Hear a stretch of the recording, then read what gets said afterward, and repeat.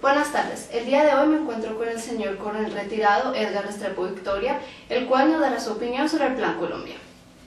¿Cómo se creó y estructuró el Plan Colombia?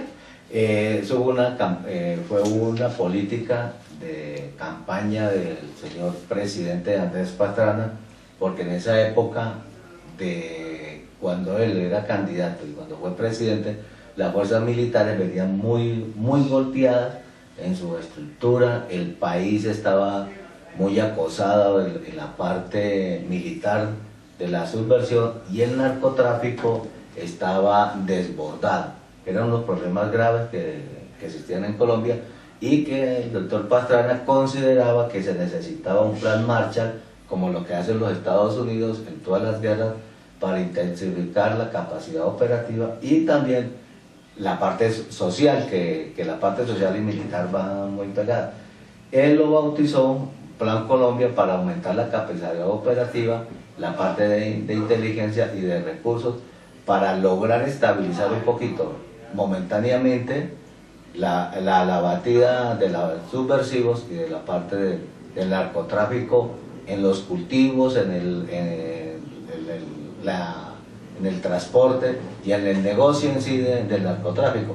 Había que disminuirlo inmediatamente, porque ese era el combustible que estaba sosteniendo la guerra subversiva y la guerra paramilitar en Colombia.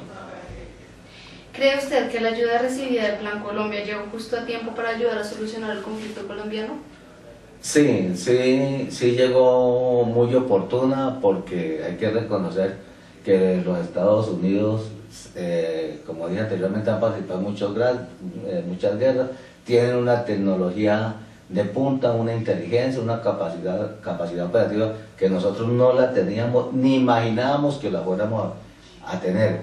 Fue bien oportuna, se logró retroceder un poquito, se logró acabar con los cultivos, se fumigaron mucho la parte del Putumayo, Caquetá, donde había demasiados cultivos. Es un buen programa. Las fuerzas militares, la Policía Nacional, y al menos se logró acabar con el cultivo aquí en Colombia. Se disminuyó mucho, porque de verdad que el narcotráfico es el combustible de la subversión y el paramilitarismo aquí en Colombia, y eso sirvió bastante. La parte aérea, la fumigación, había mucho incentivo para los pilotos, teníamos buenas bonificaciones, trabajaban las 24 horas del día, había mucho combustible. Pues se presentó muchos problemas, lo que pasa siempre en una guerra. La gente menos que debe salir perjudicada en sus cultivos de pan coger, las obligaban a sembrar mata de coca con plátanos, con yuca, con tomate, con la misma uyama, etcétera. Entonces se estaban viendo ellos perjudicados, pero era una estrategia tanto del narcotráfico, de la subversión y de los paramilitares. ¿Usted cree que el Plan Colombia ayudó a las fuerzas militares a mejorar sus tácticas de combate e inteligencia para combatir a la guerrilla y el narcotráfico? Dieron bastante instrucción. Yo inclusive fui uno de los beneficiados de la instrucción que dio los gringos. Ellos tienen muchos manuales, tienen mucha experiencia, inclusive más que nosotros, en conflictos de baja intensidad como son los de nosotros. En la parte de inteligencia ni decir, nosotros no podíamos interceptar un celular, nosotros no podíamos hacer puestos de escucha, no veíamos lo suficientemente los movimientos de la subversión. Con la ayuda de los aviones de inteligencia de ellos, de las plataformas, inclusive hasta de los satélites, nosotros podíamos detectar todos los movimientos que estaba haciendo la subversión, por dónde se movían, dónde se reunían. Nosotros los escuchábamos, se empezaron a dar un resultado muy positivo. Vino también que nos aumentaron la capacidad de movilidad con los helicópteros, que fue otro concepto que nosotros no lo teníamos. dentro de la fuerza militar, la necesidad de mover 100, 200, 300, hasta 1000 soldados en menos de 3, 4 horas donde se presentara un conflicto. Precisamente a raíz de esa movilidad que nos dieron los recursos del Plan Colombia en comprar helicópteros, repotenciar los aviones, fue que en la parte militar se aumentó mucho esa capacidad de reacción, de ayuda, de FLIR, de armamento, toda la cantidad de los recursos que ellos tenían, nos lo fueron de una manera muy despacio y no tan sofisticado que nos lo transmitieron, pero Con todo el dinero dado por Estados Unidos con el Plan Colombia, ¿cree que se invirtieron correctamente? pues tristemente tengo que reconocer que no porque muchas veces nosotros comprábamos, era pues como la plata venía de Estados Unidos y de algunas regiones de los Estados Unidos, especialmente por lo menos los senadores de Arkansas, de Kansas, uno de esos dos, donde está la fábrica de los Blackhawk. Entonces querían que nosotros tuviéramos acá en Colombia Blackhawk. Sí los necesitábamos, pero necesitábamos otros equipos inclusive que podían cumplir la misma misión del Blackhawk, pero un poquito más barato. La ayuda muchas veces no nos llegaba de punta como ellos tenían en sus fuerzas militares, sino que era un poquito una tecnología más atrasada por la experiencia que ellos vivieron en Irak, donde esa misma tecnología de ellos fue en contra de los Estados Unidos, que no quería pasarnos a nosotros. Eso en la parte social se descuidó un poco.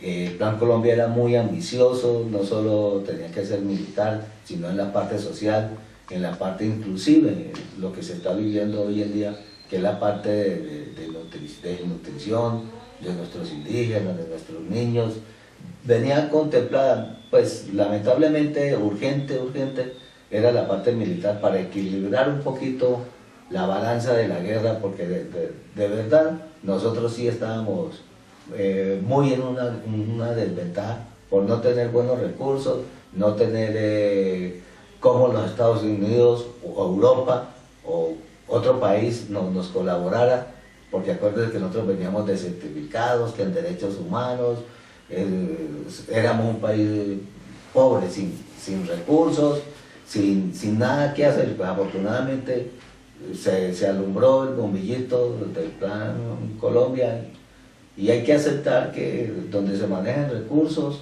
en algunas oportunidades hay corrupción, pero el Plan Colombia, a mi concepto, fue un 85, un 90% bien invertida los dineros. ¿Cree que el Plan Colombia ayudará a que se diera este proceso de paz? ¿Por qué?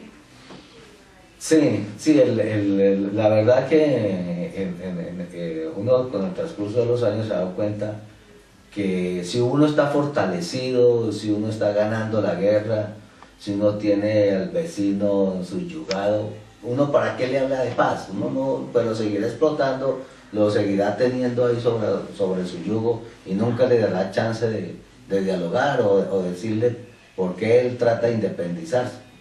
¿Qué sucede con él? ¿Qué pasó? Esto equilibró un poquito la balanza, fue militarmente, porque si nosotros vamos a escuchar, la subversión venía de muchos golpes exitosos. El narcotráfico era intocable, Pablo Escobar, los Rodríguez Orejuela, toda esa cantidad de carteles que existían en Colombia eran intocables. No sabíamos quiénes eran, no los podíamos escuchar, no los podíamos perseguir. Con estos recursos sí se equilibró la balanza, se desconectó el narcotráfico de la subversión, de la parte de los paramilitares, como que se dividió. O sea, cada uno armó su grupito, cada uno armó su cartel y fue muy fácil atacarlos, pero sí cumplió con el objetivo. La subversión la tuvimos aquí en las fronteras de Bogotá, en La Calera, no podíamos salir, estábamos divididos. Medellín, Barranquilla, Cali, Bogotá, éramos ciudades que no se podían salir porque no habían aviones, no había visión nocturna, que llegó con el Plan Colombia, que fue muy importante la visión nocturna. y nosotros poder escucharlos a ellos, poder vigilarlos sin que ellos se dieran cuenta que nosotros vivíamos permanentemente vigilándolos. Entonces eso los desmotivó a ellos, desmotivó el narcotráfico, se les quitó los cultivos, se les persiguió las rutas, se les quitaba en alta mar el producto final, que era la coca, se les quitaba la marihuana. Entonces fueron golpes muy duros y muy certeros que se dieron en la gran guerra, en el gran conflicto que nosotros teníamos acá en Colombia. ¿Qué ayuda en concreto recibieron los huérfanos y viudas de los militares caídos de este Plan Colombia? La verdad, muy poca, por no decir que escasa. No era como se esperaba, porque pues realmente las fuerzas militares, pues hay que reconocerlo, eran los que estaban poniendo el pecho, eran los que estaban al frente, eran los que estaban luchando por Colombia. Verdaderamente eran los que, pues, en ninguna parte del Plan Colombia se contempló esa partecita, porque piensan que a lo mejor es del Estado colombiano, que es el reconocimiento que le tiene que hacer a su gente. Sí hubo grandes esfuerzos, pero muy aislados, por reconocer ese esfuerzo que hacía su gente por mantener la integridad colombiana, por mantener un país, por verdaderamente dar el valor a las instituciones que nos merecíamos.